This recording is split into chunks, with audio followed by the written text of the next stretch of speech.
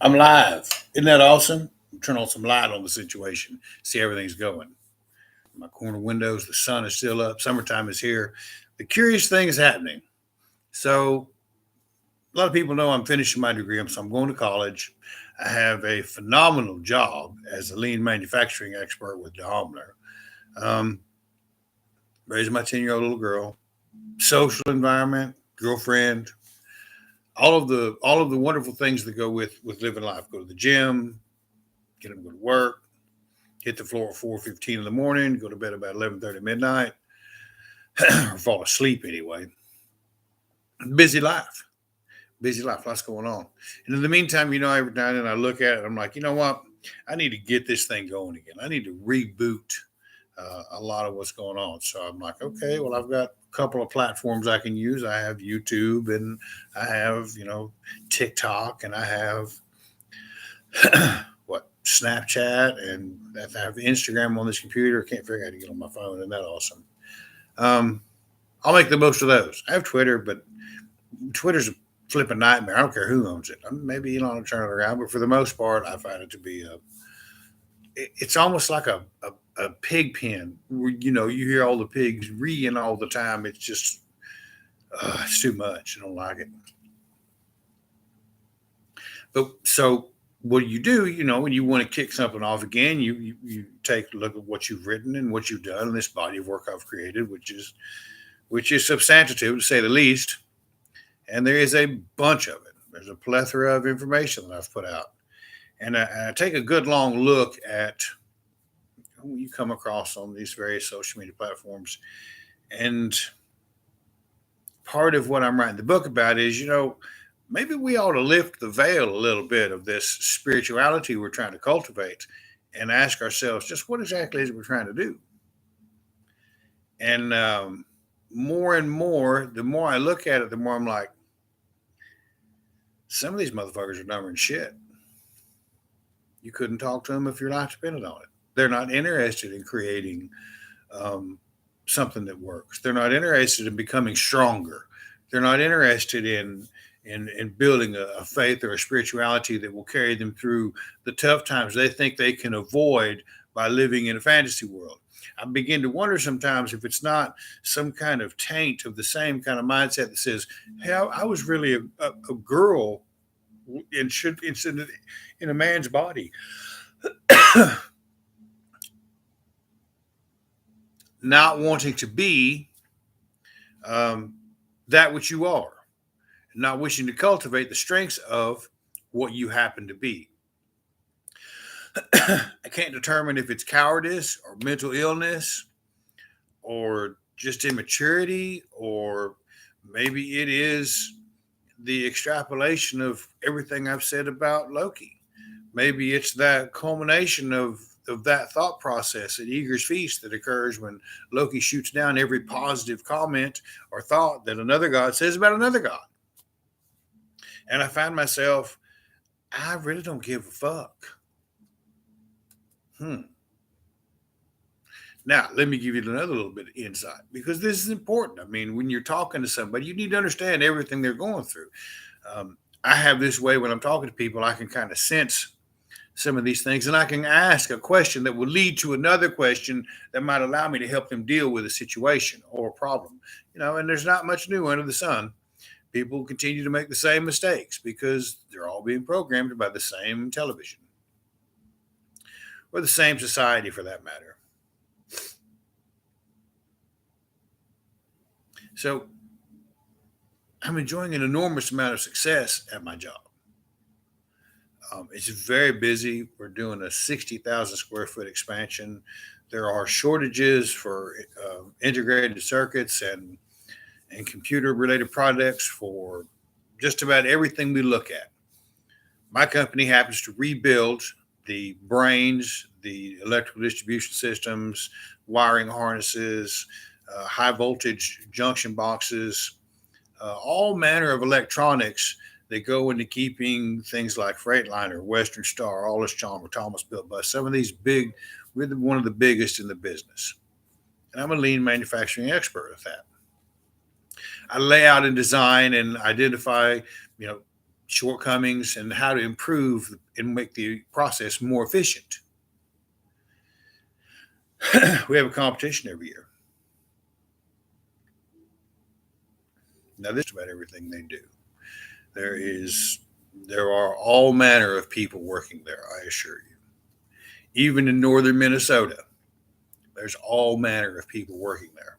I don't really care. They can do whatever they want to do. They don't ask me to buy into their fantasy, and I call them by their name, and we get along just fine. Everybody tell them a joke, we're good, right?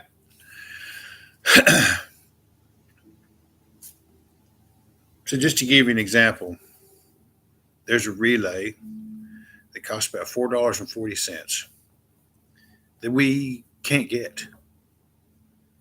Well, we have two 30,000 square foot warehouses and another probably 25,000 square foot in our current facility that is full to the brim of parts of old trucks. If it's a computer related thing, it comes to us. We wash it, we sandblast it, we refloat the circuit board, we reprogram it, we touch it up, we clean it up, we polish it up, we send it back out the door. Our efforts are what have allowed the manufacturing arm of our business to maintain its 300 new semis per month at not one but two locations for the master control modules, for the CPCs, for the DT12s, for all of these fantastic parts. And there's one other part that nobody knew about that we needed to figure out how to do. Not being able to get that relay, right? We thought, okay, where's our labor pool? Hibbing, Minnesota has 16,000 people in it. I am North Minnesota, period. Way up north. So there's not a lot of people willing to come work at a factory job. Although it's probably the most laid back environment you will ever find. It's like taking money. Now, they don't pay a lot, but they do pay. So we said, okay, here's what we're going to do. We're going to build a thing called a flex work cell. Okay? And we'll tell you all this to tell you something else. So bear with me on this.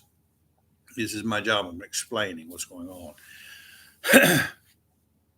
So we decided, let's get the people that maybe they need to supplement their Social Security. Maybe they've just had a surgery. Maybe they have some kind of disability they're trying to overcome.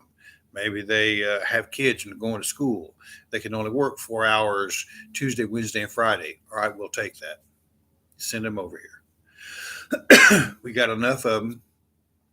We started off, we produced 4,157 parts in the third quarter of last year. In the first quarter of this year, we generated 99,333 parts from that cell alone. And those products went to what's called a SAMS module, which is basically the fuse box for a semi cab and the chassis. We still can't get those relays, but we were able to figure out a process using the labor resources we had to produce 4,049 of those SAMS products, which produced about $1 million revenue for us in that quarter. It also went, no parts were sold to inventory. They all went to a truck or a semi that was down somewhere. Semi being down cost the company about $500 a day. So if it was down for just one day and they got the SAMS unit, we offset $2 million in losses. So right there, there's a $3 million change in the entirety of the market that I was responsible for helping create. Today, I spoke in front of the president of the company and 190 other executives in this company from Mexico to Canada about the success of that program and the numbers involved in it. It's a big competition. Yeah, I'm probably going to win it. I'm also going to college. And I will be damned if my university professor didn't like my paper and accused me of plagiarism. What I did was, using the scientific method as a tool for critical thinking, I applied Carl Sagan's baloney detection method to the entirety of the COVID outbreak, and it failed. And one of President Eisenhower's advisors told him that more than half of America possesses below average intelligence. to which he expressed astonishment. My conclusion of my paper and the use of the baloney detection method by Carl Sagan was that we proved that with the last COVID outbreak, that more than half of America possesses below average intelligence. Surprise! A dickheads in the street wearing dildos on their forehead, that might not be the brightest thing in the world to do. Pink vagina hats, so on and so forth. So when we look at all this and you get the realization, hey, most of America's dumber than fuck. And I'm writing this book on creating a path of strength, of pagan, Norse paganism, Asatru, heathenry, whatever you fucking want to call it these days, outlining where some of these misconceptions can be turned around to a more proper way of thinking. It began to dawn on me that some of these motherfuckers that I'm following on here are not going to understand what I'm talking about. Well, it kind of gave me a, should I really even give a fuck about telling these people, hey, let's think about this for a moment. I don't really want to tell them they're wrong. Let's just examine this and see, what are you really going for here? Because that's the one thing I don't see with much of Asatru or Norse paganism or heathenry, whatever you want to fucking call it. So you don't, and I see them change their name so they don't have to live up to some standard somebody else. I don't want to live up to a standard. I want to make it up as I go. Fine. Make it up as you go. But let's make an educated guess so that it yields the most benefit for how you want your life to turn out. Let's make that educated guess or that educated understanding so that when you take a look at things, there's a real sense of comprehension as to how successful you can be. Because what I routinely see is the idea that their position on a social justice issue may well be what qualifies the strength of their spirituality.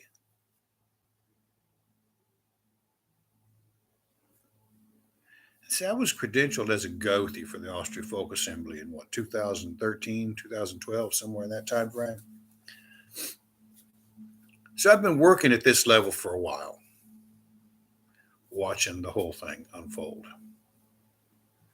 And yes, many of you that have known me for a while have seen me have an absolute come apart on the fact that some of these guys are just running off at the mouth with some half-assed idea that doesn't really require any kind of change for the individual to rise up to the status of the gods they wish to worship or follow or adhere to, or principles or whatever.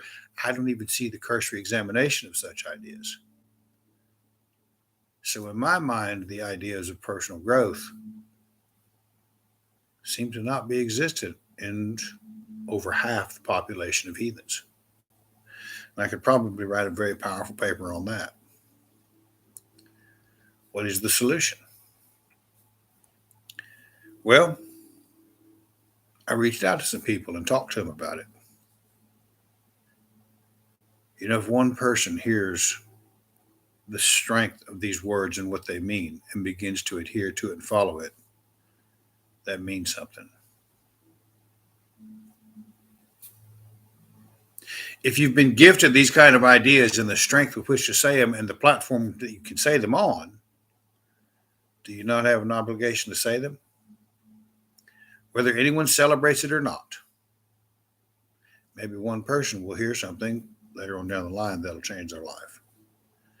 Because I know I've done it a lot in the past. So when you're going through all of these things and you're raising a 10-year-old little girl and working on several other aspects of yourself and relationships, it becomes very challenging, doesn't it? So now I find myself in the curious position of needing to cultivate the strengths with which I preach so much to kind of lift the veil of my own understanding so I can move forward. I'm going to college for a couple of reasons. One is that degree is going to allow me to move forward, onward and upward at work. My The books that I've written over the last couple they're very good. So they're life changing in many cases for a lot of people. But isn't it time that I write something that is truly worthwhile? Footnotes, bibliography, references, the whole 9 yards. Would that not be the next stage in growth as an author, as a person that's relevant in all of this spirituality? Yes, it is. So I have to ask myself, okay, why?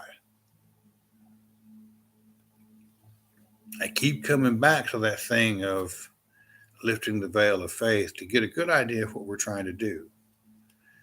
Let me tell you something. It's not the easiest thing to accomplish, and it requires growth on my part to be able to put that kind of understanding out there. It's always a fight, isn't it? When you're trying to do something with yourself, when you're trying to go through something, it's always a fight. It's always against Jocko Willink's strongest advice: don't negotiate with your own mind. So when we look at these things,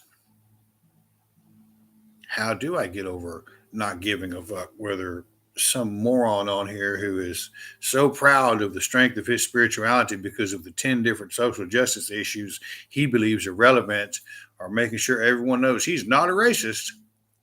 Um, I think he's kind of a bitch, personally. I mean, I think he's kind of a sissy. Value me because I am not a racist. How about value me because I'm a kind of man that can stand in your corner and give you 110% to help you become what you want to become and take it as far as you want to take it? Why can't we value that? Why can't we embrace that kind of strength?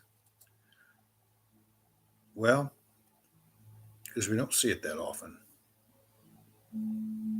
I have a couple of people that I can call right now, Everett being one of them, Shanae being one of them, and a few others that I can call right now and bounce these ideas off. Now, the responses I get will be as varied as the people that I'm dealing with.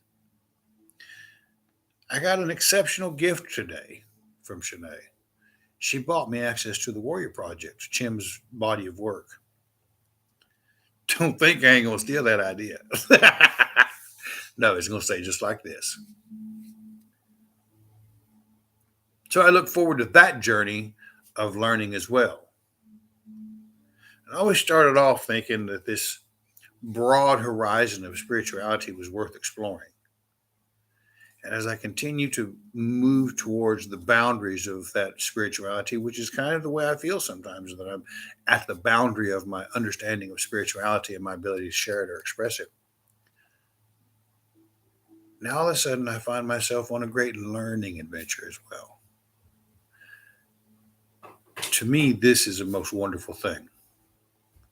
This is the kind of thing that continues to make life really worth living, because at 51, I'm looking at it, I'm like, wow, I see these 30 something year old people struggling with these things, as if time might be running out, as if 40 might be the end.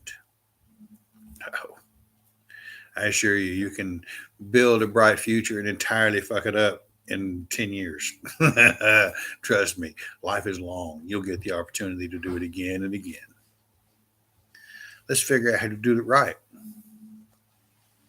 Let's lift that veil of our spirituality and ask ourselves, what is it we're really going for here?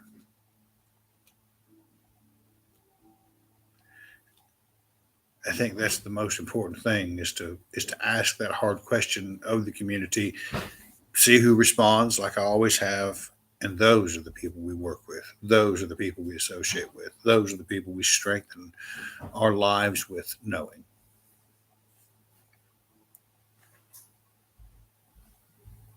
It's not easy. It's simple.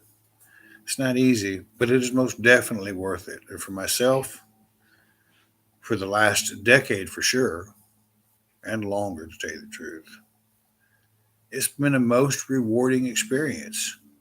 Ups and downs, highs and lows, gains and losses. But I think if you'll take a look at it in your own life too, every now and again it's worth it to reach out and lift that veil and ask yourself that veil of faith or spirituality that for so much of the church most of us grew up in, it was forbidden to lift. Number one, to see what you find. Number two, to find out where are we going with this?